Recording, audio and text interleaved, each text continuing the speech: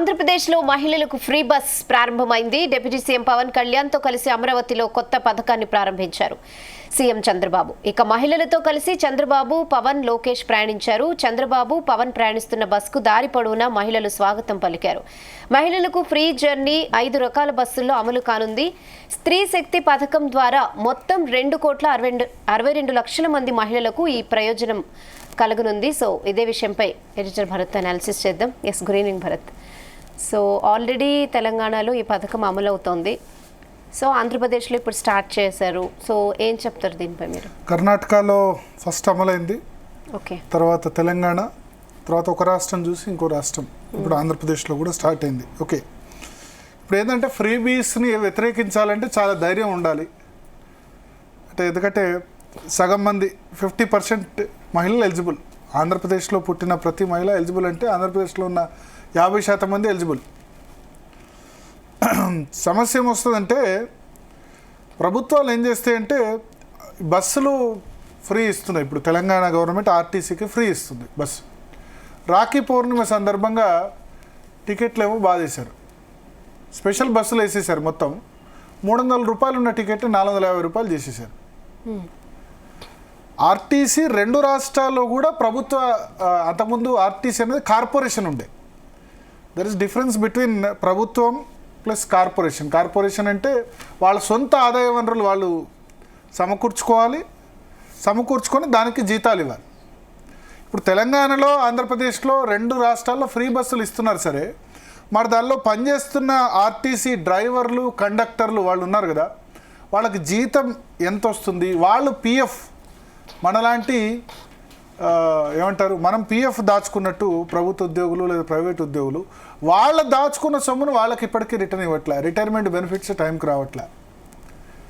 ఇప్పుడు సంవత్సరానికి 2,000 కోట్ల భారం ప్రభుత్వం మీద పడుతుంది. ఆంధ్రప్రదేశ్ ప్రభుత్వం తిరిగి ఏపీఎస్ఆర్టీసీకి ఇవ్వాలి, తెలంగాణ ప్రభుత్వం టీజీఆర్టీసీకి ఇవ్వాలి. ఇవ్వట్లేదు.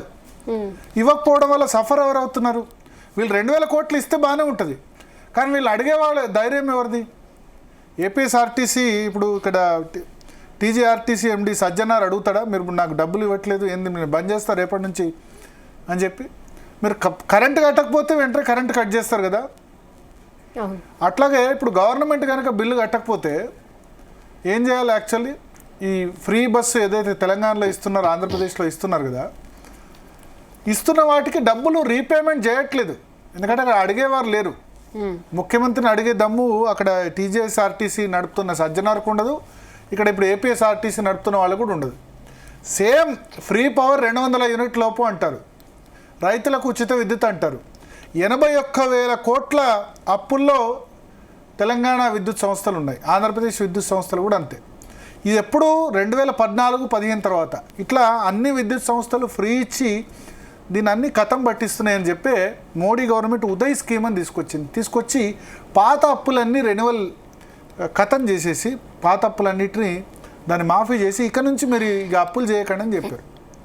సో మనం ఫ్రీ పవర్ ఇస్తున్నా, లేకపోతే 200 యూనిట్ లోపు ఎలక్ట్రిసిటీ ఇస్తున్నా, ఆర్టీసీ వీళ్ళకు ఉచిత మహిళలకు ఇస్తున్నా సరే, ఈ బకాయిల్ని సకాలంలో ప్రభుత్వాలు కట్టట్లేదు. ఎందుకంటే అవి వాళ్ళ జేబు సంస్థలు కాబట్టి. అల్టిమేట్గా సఫర్ అవుతుంది ఎవరంటే బస్ కండక్టరు, ఆర్టీసీ డ్రైవరు. వాళ్ళకి టైంకు జీతాలు వస్తున్నాయా? ఇప్పుడు ఉద్యోగులందరికీ పిఆర్సీ వచ్చింది కదా, ఆర్టీసీ ఉద్యోగులకు పిఆర్సీ ఇచ్చారా? 4 సంవత్సరాలకు ఒకసారి వాళ్ళకి జీతం పెంచట్లేదు. ఆర్టీసీ అప్పుడు కేసీఆర్ మీకు తెలుసు 40 రోజులు 30-40 రోజులు సమ్మె చేస్తే చనిపోయినారు చాలామంది ఆర్టీసీ కార్మికులు, ఆత్మహత్య చేసుకున్నారు.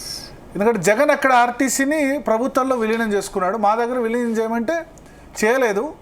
చేయకపోతే 30-40 మంది చనిపోయారు. చనిపోయిన తర్వాత ఆయన వరాలు అనౌన్స్ చేశాడు. సరిగ్గా ఎలక్షన్ ముందు ఆర్టీసీని మేము ప్రభుత్వంలో విలీనం చేసుకుంటున్నాం అన్నారు. అప్పుడు అడుగుతూనేమో చేయలేదు, అన్ని రోజులు సమ్మె చేస్తేనేమో. తర్వాతనేమో ఎలక్షన్ దగ్గరకు వచ్చేసరికి విలీనం చేశాడు. కానీ వాళ్ళకి పిఆర్సీ దొరకలేదు. అంటే రోజు కష్టపడుతుంది పాప డ్రైవర్, కండక్టర్ కదా. 2,000 కోట్లు చంద్రబాబు నాయుడు మరి ప్రతి సంవత్సరం టంచర్గా ఇస్తాడా? ఇవ్వడు. 4-5 సంవత్సరాలతో పెండింగ్ పెడతాడు. సేమ్ ఇక్కడ టీజీఆర్టీసీ అంతే. దానివల్ల సఫర్ అయ్యేది వాళ్ళు. రెండోది, బస్సులు సరిపోయినవి ఉంటాయా?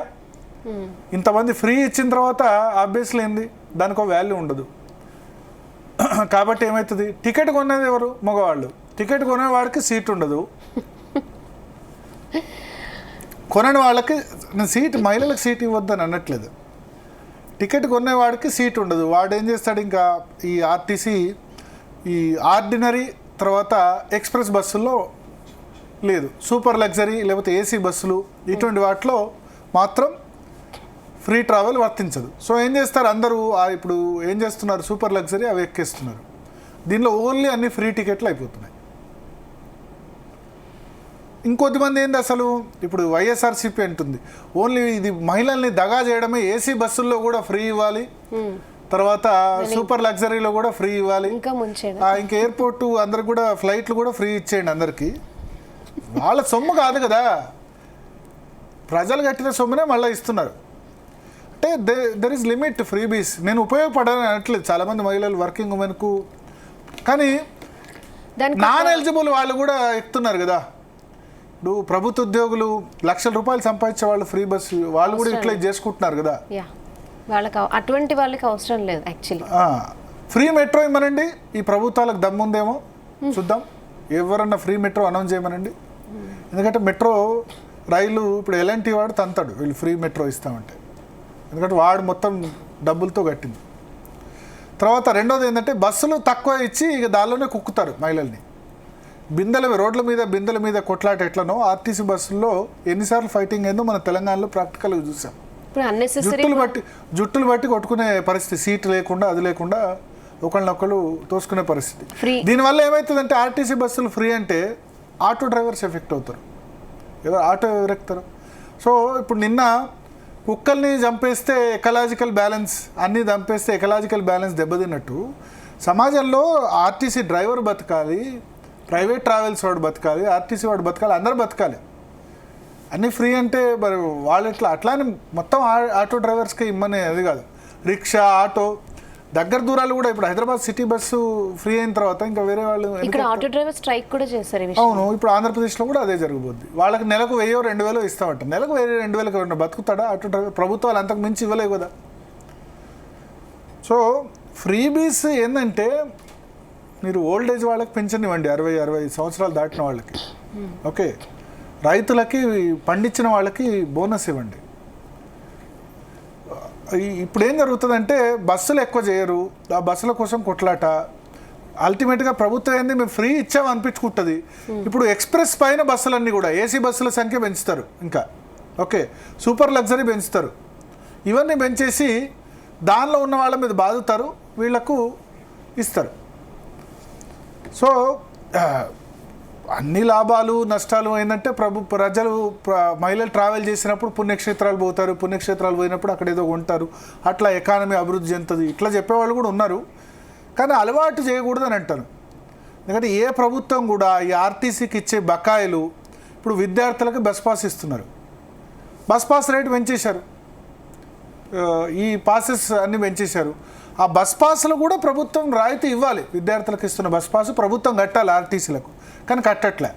మధ్యలో ఎవరంటే ఇప్పుడు ఆర్టీసీలో పనిచేసేది చాలా పెద్ద సంఖ్యలో ప్రభుత్వ ఉద్యోగులు, టీచర్లు ఎంత సంఖ్యలో ఉంటారో ఆర్టీసీలో కూడా నాకు తెలిసి 2 రాష్ట్రాల్లో ఒక 70-80 వేల మంది పనిచేస్తుంటారు. వాళ్ళ ఇంట్లో పిల్లల పెళ్ళిళ్ళకు కూడా డబ్బులు లేని పరిస్థితి. వాళ్ళు దాచుకున్న సొమ్మును కూడా ప్రభుత్వాలు డైవర్ట్ చేసేసాయి. తెలంగాణలో పిఆర్సీలు 4 సంవత్సరాలకు ఒకసారి ఇంప్లిమెంట్ కావాలి. ప్రభుత్వ ఉద్యోగులకు వేరే ప్రభుత్వ ఉద్యోగులకు అవుతుంది, ఎలక్ట్రిసిటీ వాళ్ళకు అవుతుంది, మిగతా ప్రభుత్వ ఉద్యోగులకు అవుతుంది, వీళ్ళకి కావట్లేదు. అందుకనే అన్ని ఫ్రీబీస్ వద్దనట్లేదు. ఇదైతే ఐ డోంట్ థింక్ ఇది లాజికల్. ప్రతి మహిళకి ఇవ్వడం కాకుండా ఏదో ఒక క్రైటీరియా పెట్టుకోండి. చదువుకునే వాళ్ళకి ఎంకరేజ్మెంట్ కింద చదువుకునే పిల్లలకి, పూర్ పీపుల్కి ఇవ్వండి, ఎందుకంటే చదువు అవసరం కాబట్టి. ఆల్రెడీ పాసెస్ ఇస్తున్నారు, ఫ్రీ పాసెస్. హైదరాబాద్లో అయితే కొంత అటు ఇటు ఉంది. ముందు బకాయిలు చెల్లించి వీటి సంగతి చూడండి. ఈ ప్రతిపక్షాలు కూడా అట్లే తయారవుతాయి. బస్సు ఇవ్వలేదు, ఇచ్చిన తర్వాత వైఎస్ఆర్సీపీ ఏసీ బస్సుల్లో ఎందుకు ఇవ్వలేదు, ఇంకా ఏసీ బస్సులు, ట్రైన్లు, ఫ్లైట్లు అన్నీ ఇచ్చుకుంటూ పోతే, అన్నీ ఫ్రీ చేసుకుంటూ పోతే మంచి, అప్పుడు వీళ్ళ ఈ ప్రతిపక్షాల కళ్ళు కూడా చల్లబడతాయేమో. సో అల్టిమేట్గా ఏంటంటే ఇవి ఎక్కడే తీసుకెళ్తున్నాయో దేశాన్ని నాకైతే అర్థం కావట్లే. ఒక రాష్ట్రం చూసి ఇంకో రాష్ట్రం, ఇక మిగిలింది సౌత్ లేనిది కేరళ ఒకటే, ఆంధ్రప్రదేశ్, తెలంగాణ, కర్ణాటక ఇచ్చేసింది, తమిళనాడు, కేరళ కూడా ఇచ్చేస్తే సౌత్ ఇండియా సంపూర్ణం ఇంకా ఫ్రీ బస్. కొన్ని కళ్యాణ్ లక్ష్మి, షాదీ ముబారక్ ₹1,00,000 ఇస్తారట పెళ్లి చేసుకుంటే. ఇంకో స్కీమ్లో దళిత బంధువులు 10 లక్షలు ఒకటే ఇస్తాయి. 10 లక్షలు ఎంతమందికి ఇవ్వగలరు? ఆ స్కీమే ఒడగొట్టింది కేసీఆర్ను. ఒక్కరికి ఇస్తే 10 మంది సమాజంలో కులుబడే వాళ్ళు ఉంటారు. ఒక కుటుంబాన్ని లిఫ్ట్ ఇవ్వాలంటే ఆయనకు ఒక్కడికి ఇచ్చి మాకు ఇవ్వలేదని చెప్పి ఆయన చెప్పి ఒడగట్టించుకున్నారు. దళిత బంధు, బీసీ బంధు కింద ₹1,00,000 సాయం ఒకటి చేస్తే 10 మందికి రాలేదు. వాళ్ళంతా కలిసి తుక్కు ఒడగొట్టారు. నాకు ఇది ఎవరో కాదు, బీఆర్ఎస్ ఎమ్మెల్యేలు చెప్పారు. బీఆర్ఎస్ ఎమ్మెల్యేలు వాళ్ళ అధినేత ముందే వాళ్ళ ముందే మాట్లాడుకున్నారు, ఇవి చెప్పి మరి ఓడగొట్టించుకున్నామని చెప్పి. సో సాచ్యురేషన్ పాయింట్ ఆఫ్ వ్యూలో ఇస్తేనే ఏ వెల్ఫేర్ స్కీమ్ అయినా ఇంప్లిమెంట్ అవుద్ది. సో అందుకని ఫ్రీ బస్సింగ్ 50% ఉమెన్కి ఇచ్చేస్తే నీకు నాకు ఎవరికి తేడా లేదు, మహిళలందరికీ ఇచ్చేస్తే ఉంటుందన్న ఉద్దేశం. దాంతో మళ్ళీ అధికారం సంపాదించి మళ్ళీ గెలవాలి. మళ్ళీ ఎన్నికలు గెలిచేందుకోసం ఈ రాజకీయ నాయకులు ఏమైనా చేస్తారు. జగన్ నవరత్నాలు అంటాడు. జగన్ నవరత్నాలు ఇచ్చినప్పుడు వీళ్ళు రాష్ట్రాన్ని శ్రీలంక చేస్తున్నారు, ఆఫ్ఘనిస్తాన్ చేస్తున్నారు, బంగ్లాదేశ్ చేస్తున్నారు అని టీడీపీ ఆరోపించింది. చంద్రబాబు నాయుడు కొంచెం ఆయన ఫ్రీ బీస్కు వ్యతిరేకం అనేవాడు. ఇప్పుడు ఆయన కూడా మారిపోయినాడు. నేను మారిపోయినా అంటే ఈ విధంగా మారిపోయినాడు. ఆయన కూడా ఫ్రీ బీస్, ఆయన నవరత్నాలనే పేరు మార్చి ఇప్పుడు వాళ్ళు అమ్మ ఒడి అంటే ఇంకో పథకం పెట్టి ఆయన చదువు కోసం మీ ఇంట్లో ఎంతమంది పిల్లలున్నా ఇచ్చేస్తున్నా అని చెప్పి ఏదో అంటే చెప్పడానికి ఏంటంటే చదువు కోసం అని చెప్పి. అందుకని ఇప్పుడు శ్రీలంక కాదా, ఆఫ్ఘనిస్తాన్ కాదా? అప్పుడు తెలుగుదేశం వాళ్ళు అన్నారు కదా, రాష్ట్రం ఆంధ్రప్రదేశ్ శ్రీలంక అవుతుందా, ఆఫ్ఘనిస్తాన్ అవుతుందా, అప్పులను మొత్తం ముంచేస్తారా? ఇప్పుడు ఈ పథకాలన్నిటితో శ్రీలంక కాదా, ఆఫ్ఘనిస్తాన్ కాదా? ఇవన్నీ మంచి పథకాలా? అధికారం కోసం తప్పదు. సూపర్ 6 హామీలు, ఆయన నవరత్నాలు అనేందుకు వీళ్ళు సూపర్ 6 ఇవ్వాల్సి వచ్చింది. మంచి క్వాలిటీ ఎడ్యుకేషన్ ఇవ్వండి. మంచి హాస్పిటల్ మాత్రం ఎవడు ఫ్రీ ఇవ్వడు. ఉన్న సర్కార్ హాస్పిటల్ మాత్రం డెవలప్ చేయడు. ఒక్కసారి మంచంలో పడ్డారంటే ఇవన్నీ ఎంత బస్ ఛార్జీ మా అంటే నెలకు ఒక మహిళ 500, 1000 రూపాయలు, 2000 మ్యాక్సిమం ₹2,000 బెనిఫిట్ పొందగలుగుతుంది. ఒక్కసారి హాస్పిటల్ పడ్డారంటే 5 లక్షలు కథం. 5 ఏళ్లలో ఒక్కసారి హాస్పిటల్ పడితే 5 లక్షలు కథం. ముందు అంత పెద్దదాన్ని చేయండి. ఆరోగ్యశ్రీ స్కీమ్ ఎవరు తప్పనిలేదే. బీమా అందరికి ఇస్తే అందరు మంచిది అన్నారు కదా, రాజశేఖర రెడ్డి స్టార్ట్ చేసింది. నీ ప్రజలందరికీ బీమా ఇవ్వండి వాళ్ళకి, ఎందుకంటే హెల్త్ వాంటెడ్. కేసీఆర్ కూడా రైతు బీమా అని ఇంప్లిమెంట్ చేశాడు. రైతులు ఎవరు చనిపోయినా 5 లక్షలు. అంటే కుటుంబం బాధలో ఉన్న కుటుంబానికి మీరు శాంతం ఇవ్వండి. ఆరోగ్యశ్రీని మొత్తం నిర్వీర్యం చేసే ప్రభుత్వాలు. హాస్పిటల్కు బకాయిలు కట్టక తెలంగాణలో నిమ్స్ గాంధీ తప్ప ఎవడు ఆరోగ్యశ్రీ కార్డు పట్టించుకోడు. అక్కడ ఆంధ్రప్రదేశ్లో కూడా అంతే. జగన్ తండ్రి స్టార్ట్ చేసిన స్కీమ్ ఆరోగ్యశ్రీని జగన్ నిర్వీర్యం చేశాడు. ఇంకా వీళ్ళు ఇప్పుడు ఎన్టీఆర్ ఆరోగ్యశ్రీని వాళ్ళు చేంజ్ చేశారు. సో ఫ్రీ బీస్ వ్యతిరేకంగా ఖచ్చితంగా చాలా పెద్ద ఉద్యమం రావాల్సిందే. ఎవరికి నచ్చినా నచ్చకున్నా ఏమనంటే కార్పొరేట్లకు రుణమాఫీ చేస్తారు, విజయరా.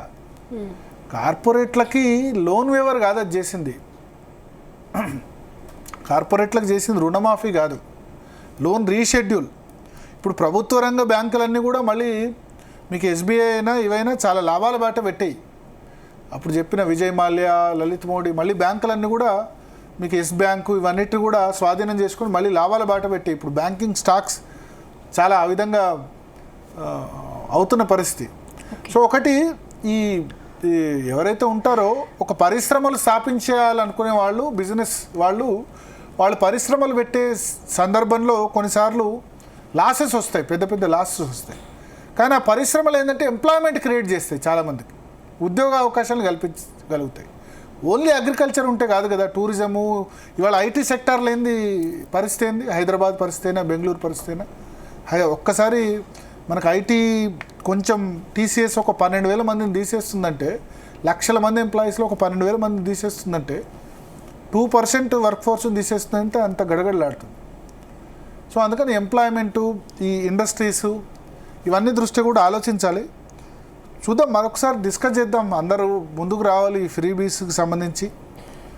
ముఖ్యంగా ప్రభుత్వ ఉద్యోగులు, అప్పర్ మిడిల్ క్లాస్ వాళ్ళు ఆలోచించాలి ఇది ఎంతవరకు ప్రయోజనం. వీటితో మంచి రోడ్లు కట్టండి, మంచి హెల్త్ స్కీమ్స్ ఇవ్వండి, మంచి ఎడ్యుకేషన్ ఇవ్వండి.